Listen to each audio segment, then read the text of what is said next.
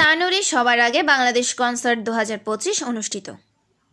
আজ 18 জানুয়ারি শনিবার বিকেল 4টায় রাজশাহী জেলার তানোর উপজেলা জাতীয়তাবাদী দল বিএনপি ও অঙ্গ সহযোগী সংগঠনের আয়োজনে তানোর পৌরসভার সাবেক মেয়র ও রাজশাহী জেলা জাতীয়তাবাদী দল বিএনপির আহ্বায়ক কমিটির সদস্য মিজানুর রহমান মিজানের সভাপতিত্বে তানোর পৌর সদর গোল্লাপাড়া বাজার ফুটবল মাঠে সবার আগে বাংলাদেশ কনসার্ট 2025 অনুষ্ঠিত হয়েছে।